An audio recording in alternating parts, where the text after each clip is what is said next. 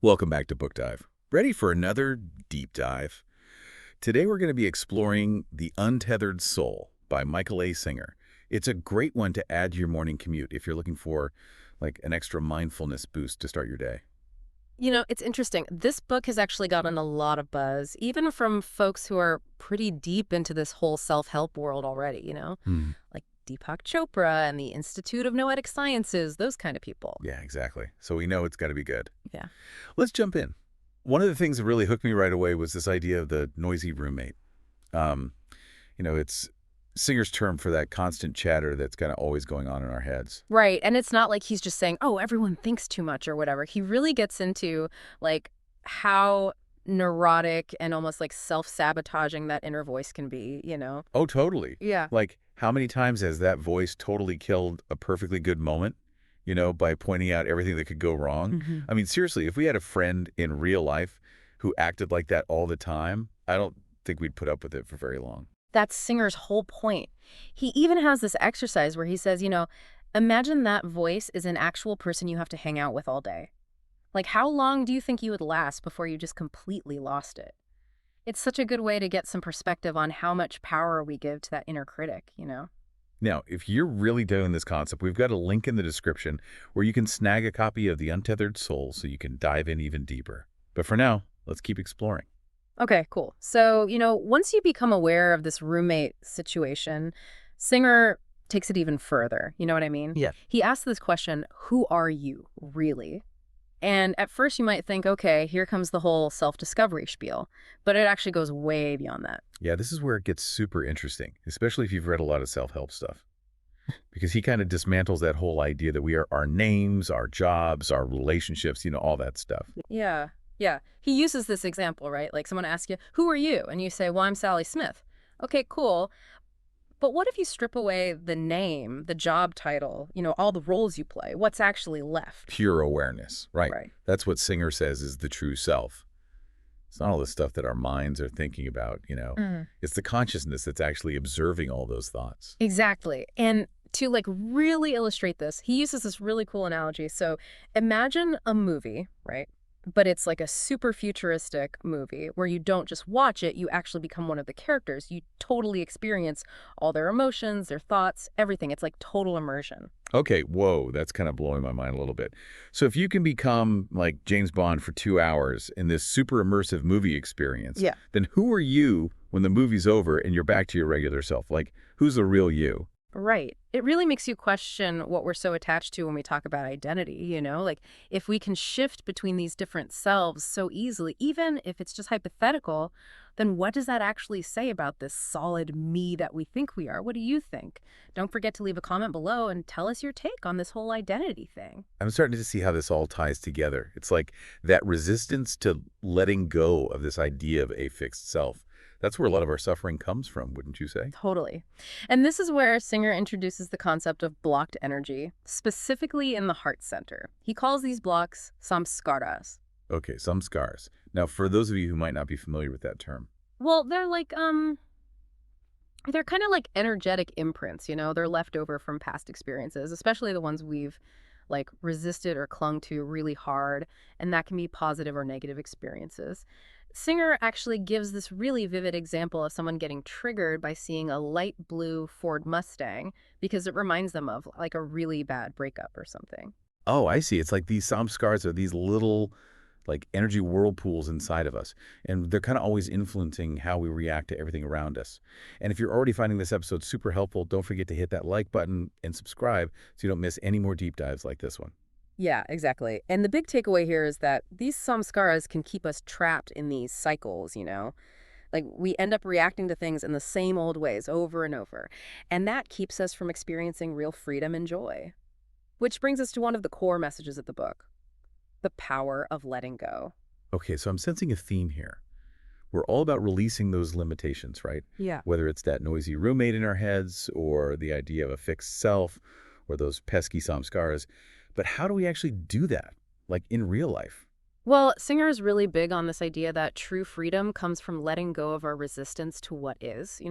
It's about allowing our experiences to just flow through us without clinging or pushing away. That sounds a lot like the concept of non-attachment that a lot of you are probably familiar with from other spiritual traditions. Yeah, exactly. It's like becoming the observer, kind of like we were talking about with that whole movie analogy. Instead of getting all caught up in the drama of our thoughts and emotions, we can practice just like noticing them without getting totally swept away. So it's not about, like, pretending we don't have feelings, right? Right. It's more about changing how we relate to them. Right, exactly. Singer suggests starting small, like notice those little everyday things that kind of bug you, like getting stuck in traffic or the barista messing up your order. Instead of letting that frustration take over, just try to observe it. Like, what does it actually feel like in your body? Can you let it pass without, like, giving it all your energy? I can see how, like, if you get good at handling those little moments, it could really help you build up some resilience for those bigger challenges that life throws your way, you know? Totally. It's like working out, you got to build up that emotional muscle. And Singer actually takes this idea even further with this analogy of the cage. Okay, the cage. Yeah. This is where things get really interesting. So he's talking about how we build this cage around ourselves, right? Yeah. With our fears and those limiting beliefs and that whole fixed sense of self that we tend to cling to so tightly. It's like we get so attached to our comfort zone, even if it's kind of making us miserable. And then we resist anything that might shake things up, even if it could be good for us. He uses this example of a dog with an invisible fence, remember? The dog stays inside the boundaries, not because there's an actual fence, but because it's afraid of getting zapped. Right. It's such a powerful image. Like we can be just like that dog sometimes, tracked by all these limitations that we've basically created for ourselves. But, we also have the choice to be that dog that keeps testing the boundaries, the one that's willing to risk a little discomfort to see what's out there. So it's about, like, pushing past those comfort zones, even when it feels scary. And hey, if you're loving this deep dive into the Untethered Soul, don't forget to check out the link in the description so you can grab a copy for yourself. Okay, so Singer takes this whole exploration of limitations to like another level with this analogy of the dark house. The dark house. Oh, man, this one really got to me. So he describes this house that's completely sealed off, right? Like, no windows, no doors. It's just pitch black inside. It's supposed to represent how we kind of shut ourselves off from like the true light of awareness. We build up this whole world in our minds with all our thoughts and beliefs, and it keeps us trapped in the darkness. So it's not a real house, obviously. It's more like a metaphor for that mental and emotional space that we create, the one that keeps us isolated from our true potential. Exactly. And the challenge that Singer presents is how do we break free from this prison that we've basically built for ourselves? It takes a lot of courage, and a willingness to face our fears and a deep desire for something more than what we're currently experiencing. It's like we have to find a way to open up those windows and let the light in. But what if we're scared of what we might see? Yeah, that's a totally natural fear. And Singer gets that, He acknowledges that the whole awakening process can be pretty intense, even kind of disorienting at times. But he also makes it clear that it's a totally transformative experience. He says that the light, even though it might seem kind of blinding at first, is actually what sets us free. So it's about trusting that the light, even if it feels a little uncomfortable at first, is ultimately guiding us towards something better. Yeah. Which leads us to another really important part of the book, the path of unconditional happiness. Ah, yes. Unconditional happiness. Not that fleeting kind that comes and goes depending on what's happening, but like a deeper, more enduring kind of joy, the kind that comes from within. And we know you guys are listening to Book Dive because you're all about personal growth and expanding your awareness, right? Yeah. So let's take a minute to really let this idea sink in. What would it mean to choose happiness unconditionally for the rest of your life? Like, no matter what. Singer throws down this challenge, He says we got to let go of all those if-only conditions that we put on our happiness. He gives this really powerful example.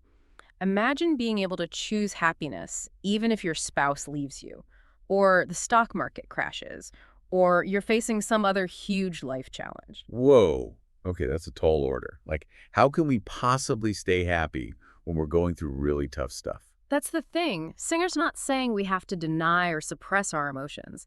It's about making the choice over and over to come back to a place of inner peace, regardless of what's going on around us, So it's like building up that inner resilience, like being able to bounce back from challenges without totally losing your center. Exactly. And he reminds us that this is a practice, you know? It's a lifelong journey. It's not about reaching some perfect state of bliss where you're never sad or upset. It's about cultivating a deep sense of peace and contentment that can handle anything. It makes you realize how often we tie our happiness to external stuff. Mm. You know, Mm. like if I just get that promotion or find that perfect partner, then I'll finally be happy. But Singer's saying we need to flip that script completely. He's saying true joy comes from within, you know? It comes from cultivating a way of being that's rooted in peace, love, and acceptance, no matter what life throws your way. It's a huge shift in perspective. Mm.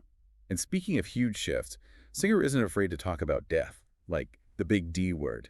It's not something you see in most self-help books, but he actually thinks that thinking about our own mortality can be a really powerful tool for spiritual growth. It might seem kind of counterintuitive, but he argues that, like, really embracing the fact that we're not going to live forever can actually help us live more fully in the present moment and, you know, appreciate how precious life really is. It's like a wake-up call, right? Like we don't have forever, so we might as well make the most of the time that we have.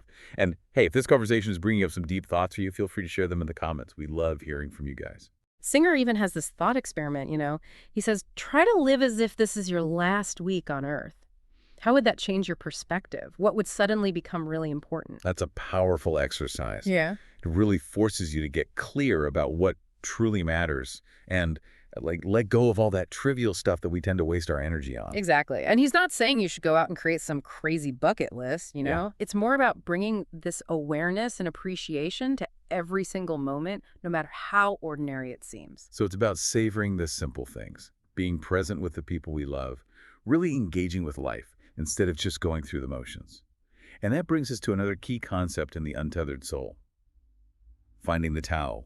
Ah, yes. The Tao. It's often described as like the path of balance and effortless action, you know? Oh. Singer uses as a way to navigate all the ups and downs of life. For those of you who aren't familiar with the Tao, it's basically about finding that middle ground, you know, avoiding extremes, embracing the natural flow of things. He gives this great example of like a chain smoker trying to quit cold turkey. They're swinging from one extreme to the other, right? From smoking all the time to not smoking at all. And that's usually a recipe for disaster.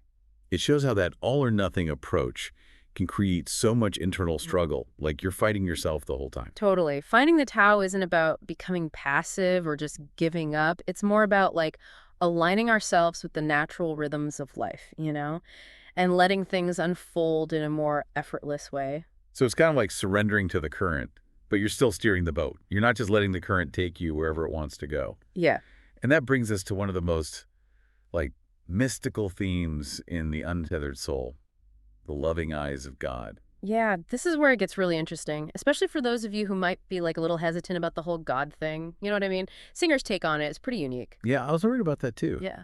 Especially since he kind of brings in all these different spiritual traditions. It's not like he's saying you have to follow a specific religion or anything. Exactly. It's more about like having a direct experience of something bigger than yourself, you know, that sense of interconnectedness that a lot of spiritual paths talk about. And he uses this beautiful metaphor to describe it, seeing the world through the loving eyes of God. It's like as we start to let go of our ego and all that resistance, we begin to see everything in a whole new light. You know what I mean? Like with a sense of love and compassion and acceptance. He uses that analogy of walking through a botanical garden. Like you don't judge the flowers based on their size or their color or whatever. Right. You appreciate each one for its unique beauty. It's all about shifting from judgment to appreciation, not just for others, but for ourselves too. And that shift in perspective, that's where we start to get a glimpse of the divine. It's like we're tapping into a deeper level of consciousness, one that's all about connection and that unconditional love that Singer keeps talking about. And that experience, Right. seeing the world through those loving eyes, that's what ultimately sets us free. It allows us to move past all those limitations of our ego and experience true peace and joy. It's a powerful message. And I think it really aligns with what we're all about here at Book Dive. You know, this whole idea of letting go of those limitations, whether it's the noisy roommate or that fixed sense of self or those pesky samskars, it's all pointing us in the same direction. Toward freedom, toward love, toward a deeper connection with ourselves and with something bigger than ourselves. Exactly. And the Untethered Soul really gives us a roadmap for that journey. It's not about trying to become someone else or achieving some kind of perfect state. It's about uncovering that true essence that's already within us. It's like we're polishing a diamond, you know?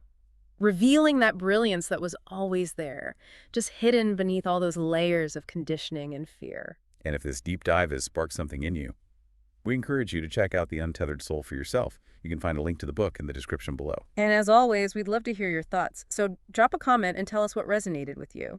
And don't forget to hit that like button and subscribe to Book Dive for more deep dives into the world of self-discovery and personal growth. Thanks for joining us on this journey into the untethered soul.